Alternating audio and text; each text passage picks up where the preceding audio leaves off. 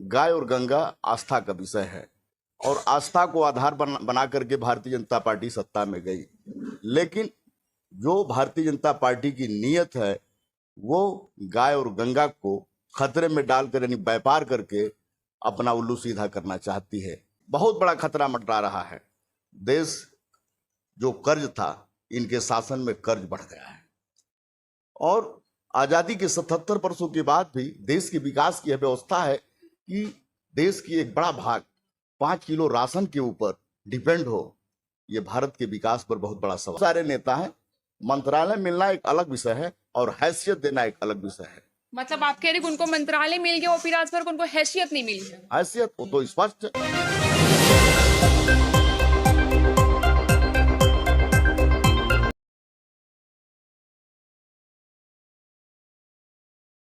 UP में 2024 को लेके घमासान मच चुका है, क्योंकि इस बार जो लड़ाई है वो इंडिया गठबंधन भाजपा और बसपा के बीच है।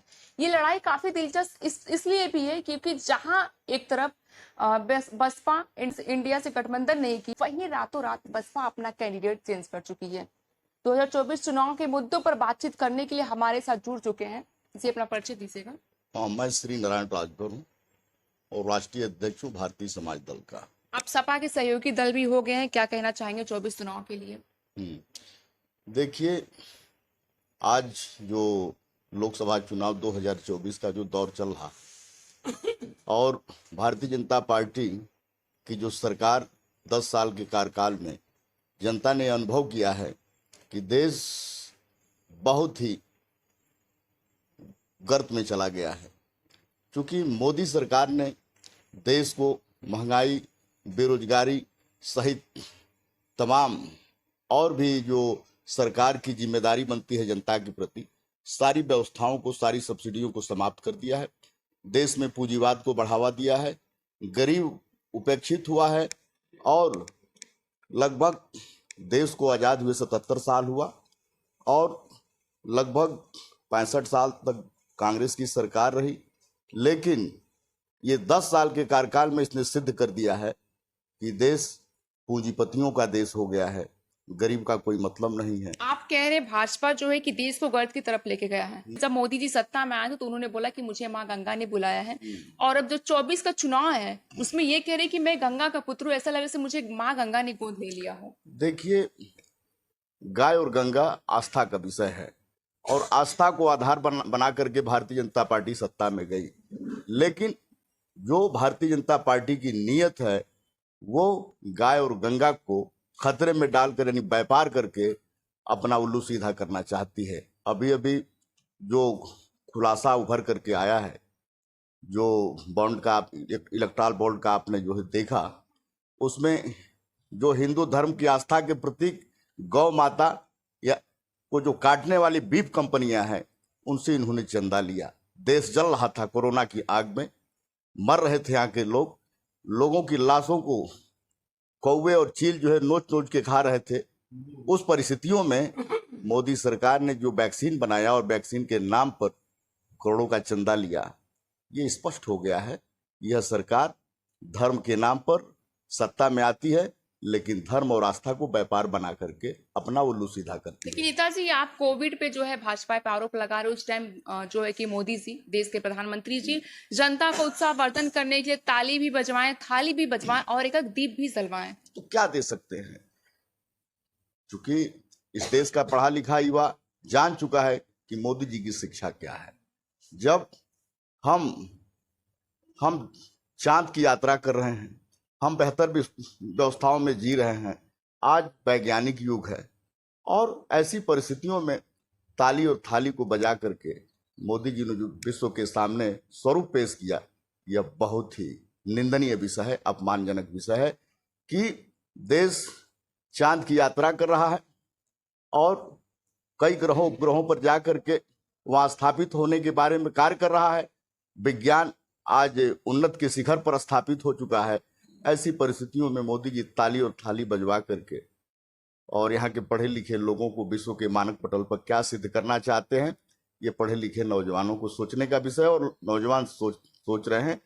और मोदी जी क्या करेंगे इस देश के लिए, इसका विश्लेषण नहीं हो सकता है। यानी भारत खतरे में जा रहा है। भारत का संविधान, भारत का लोकतंत्र, भारत की न्यायपालिका, सारा जो देश को समता, बंधुत्व, न्याय के परिधि में बांधने का काम करता है, वो सारी व्यवस्थाएं खतरा के कगार पर चल रही है। आज ये 400 पार की बात कर रहे हैं। 400 पार की बात क्यों कर रहे हैं? क्यों कि यह देश लोकतंत्र के नाम से जाना जाता है, प्रजातंत्र के नाम से जाना जाता है। संविधान ने इस देश के प्रत्येक नागरिक को समता, बंधुत्व, न्याय का अधिकार दिया है और ये 400 पार लगाकर इस देश में राजतंत्र स्थापित करना चाहते हैं। भाजपा सरकार कहती है हम फ्री में अनाज राशन बांट रहे हैं जनता को, गरीब जनता भूखे नहीं सोना पड़ रहा है उनको। देखिए, ये बहुत ही गहन विश्लेषण का विषय है। किसी महान विद्वान ने कहा था कि जिस देश के लोगों को यदि मुफ्त का राशन बांटती है सरकार, तो देश के लोगों को समझ लेना चाहिए कि देश के भविष्य में बहुत बड़ा खतरा आने वाला है। आज आप ये कहना चाह रहे हैं जो फ्री राशन भाजपा दे रही है, इसका मतलब ये है कि देश के ऊपर बहुत बड़ा खतरा मंडरा रहा है। बहुत बड़ा खतरा मंडरा रहा है। देश जो कर्ज था, इनके शासन में कर्ज बढ़ गया है और आजादी के 77 वर्षों के बाद भी देश के विकास की यह व्यवस्था है कि देश की एक बड़ा भाग 5 किलो राशन के ऊपर डिपेंड हो। ये भारत के विकास पर बहुत बड़ा सवाल खड़ा करता है। आप सपा के सहयोगी दल इंडिया गठबंधन से जुड़े हैं कहीं ना कहीं, तो आपको क्या लगता है कि इस बार की जो टक्कर है इंडिया अलायंस की, वो बसपा से है या फिर भाजपा से है? देखिए, इस समय उन्मादी ताकत के रूप में भारतीय जनता पार्टी चल रही है और नियम, कानून, न्याय की व्यवस्था को परे हट करके सत्ता में जाना चाहती है, जिसके विकल्प में इंडिया गठबंधन है और उत्तर प्रदेश में समाजवादी पार्टी उसका एक विकल्प है। तमाम विपक्ष आरोप लगाते हैं सत्ता पक्ष ऊपर कि ये नहीं हुआ, विकास की बातें करते, बेरोजगारी की बातें करते, महंगाई की बातें करते। आप किसकी बातें कर रहे हैं? हम संविधान की बात कर रहे हैं, हम लोकतंत्र की बात करते हैं, हम न्याय की बात करते हैं। भारत को स्पष्ट और पारदर्शी, यानी देश के संविधान और लोकतंत्र को स्पष्ट और पारदर्शी बनाने का आधार और स्तंभ स्पष्ट और पारदर्शी चुनाव आयोग होता है। आज चुनाव आयोग के ऊपर से लोगों का विश्वास उठ चुका है, यानी लोकतंत्र खतरे में है, देश खतरे में है, न्याय खतरे में है। पहले देश है, तब कोई बाद में कोई विषय है। समाज है और जात है और हम हैं और वर्ग है। पहले देश को सुरक्षित रखना है, ये मेरा मानना है और इस विषय को आधार बना करके हमने इस गठबंधन में सहयोग किया। देखिए, जनता चुनाव लड़ रही है परिवर्तन के मुद्दे और विकल्प के रूप में यहाँ समाजवादी पार्टी के प्रत्याशी बीरेन्द्र सिंह और इनका व्यक्तित्व और स्पष्ट सभी समाज के हर वर्ग के लोगों से सम्मान, स्नेह और प्रेम बना करके इन्होंने रखा है और ये लंबे समय तक जनता से जुड़े रहे और जनता के न्याय की लड़ाई लड़ते रहे हैं और जब भी इनको अवसर मिला एक उचित व्यवस्था देने का काम किए हैं। क्योंकि चंदौली लोकसभा क्षेत्र में राजभर समाज की एक हैसियत है और उन्होंने राजभर समाज के स्वाभिमान के प्रतीक महाराजा सुहेलदेव की प्रतिमा सारनाथ में स्थापित करके उनके गौरव और स्वाभिमान को बढ़ाने का काम किया है। क्योंकि राजभर समाज ही नहीं, सभी वर्गों के साथ इन्होंने जो है कि सहयोग का काम किया है, उनके दुर्दिन में खड़े होने का काम किया है। इनके स्पष्ट और व्यक्तित्व छवि को देख करके जनता इनके साथ खड़ी। आप राजभर की बात कर रहे हैं, आप भी राजभर समाज से ही आते हैं। एनडीए में इस बार राजभरों के नेता कहे जाने वाले ओपी राजभर जी हैं, उनके साथ एक चेहरा है, राजभरों के लिए चेहरा है। घोसी से उनके बेटे को टिकट भी मिला, तो क्या कहना चाहेंगे? जीत सुरक्षित होगी? अरे कहना क्या चाहेंगे, लगभग 2002 से लेके अब तक 20 साल का कार्यकाल होता है। राजभर समाज सहित हम लोगों ने ओम प्रकाश राजभर को फर्श से अर्श तक पहुंचाया, लेकिन उनके जीवन के कार्यकाल क्या रहा? कार्यकाल उनके जेब और पेट और परिवार, इस परिधि से ओम प्रकाश राजभर उभरे नहीं और आज वही है।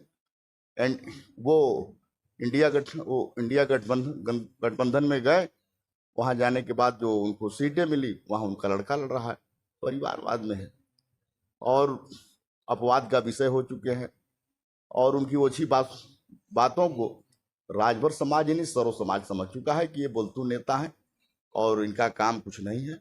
आज तक राजभर समाज उनको मंत्रालय मिल चुका और आप कह रहे बोलतू नेता है, उनका काम कुछ नहीं है। अरे मंत्रालय तो भारतीय जनता पार्टी में केशव प्रसाद मौर्य जी को भी मिला था।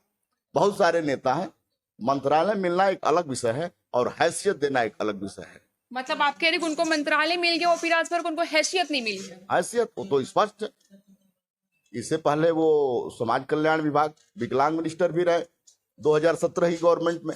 हैसियत क्या रही जिसके आधार पर उन्होंने 6 महीना में ही बगावत शुरू कर दिया। आज चुनाव का दौर है, चुनाव के बाद पता चल जाएगा, क्योंकि व्यक्ति का व्यक्तित्व और चरित्र और रहन सहन समाज में और राजनीति में एक मायने रखता है। उनका रहन सहन आचार विचार ही उनके लिए बहुत बड़ा कैंसर बन जाएगा और आज बन गया है। वीरेंद्र सिंह चंदौली से जो है प्रत्याशी, उनके सामने एक चेहरा है भाजपा जो महेंद्र नाथ पांडे जी हैं, तो चुनौतियां कितनी लग रही हैं? देखिए, महेंद्र नाथ पांडे जी को अब सेवानिवृत्त राजनीति से ले लेना चाहिए, क्योंकि उनके कार्यकाल लगभग चंदौली लोकसभा की जनता ने 2 बार उन्हें अवसर दिया और दोनों अवसरों में उन्होंने पार्टी में प्रमुख पदों पर रहा, सरकार में मिनिस्टर भी रहे, कैबिनेट मिनिस्टर भी रहे। उसके बाद भी चंदौली लोकसभा की जनता को उन्होंने जो दिया आज सामने है।